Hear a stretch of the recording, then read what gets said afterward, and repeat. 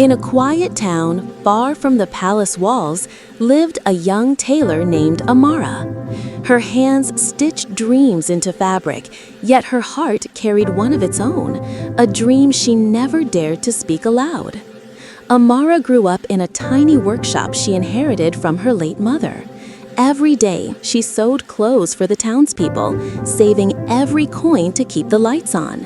She watched royal carriages pass by her dusty street, wondering if life had more to offer than endless seams and needles. But even in her silence, hope stitched itself into every gown she made. One afternoon, a royal messenger rode into town. A grand fashion contest was to be held at the palace. The winner would design the prince's coronation outfit and be rewarded beyond imagination. Tailors from across the kingdom would compete. Amara's heart raced. She had never stepped beyond her small shop, but something inside whispered, "This is your moment." Days turned into nights as Amara poured her soul into the design.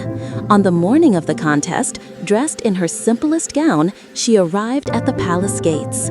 Nervous, clutching her sketches, she didn't notice a young man bump into her. Her papers scattered everywhere. She knelt down to gather them, and so did he. Their eyes met, and something unspoken passed between them. She didn't know she was staring at Prince Zayn himself, disguised in plain clothes, observing the contestants secretly. One by one, master tailors presented their creations, grand, luxurious, expensive.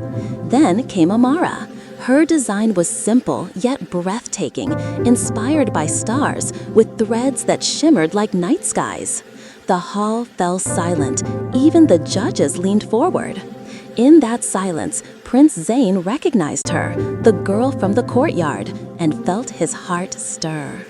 She won. Amara, the unknown tailor, had outshone them all. She was invited to the palace atelier to begin work on the prince's robe.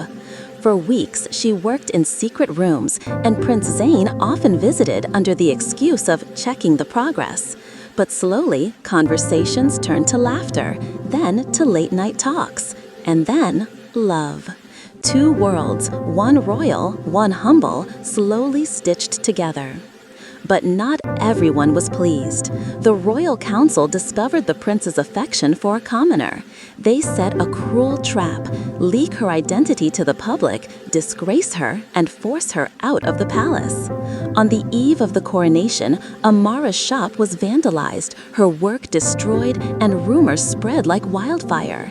She was accused of bewitching the prince. Heartbroken, she vanished before dawn.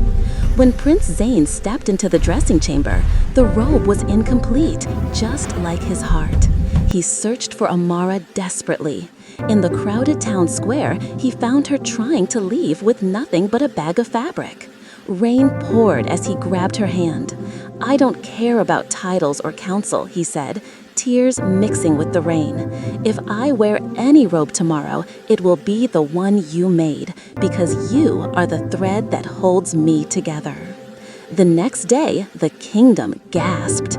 At the coronation, Prince Zayn wore the unfinished robe, a symbol of love defying class and fear. And by his side stood Amara, no longer the poor tailor, but the queen of his heart. Sometimes, love doesn't need perfection, it just needs courage.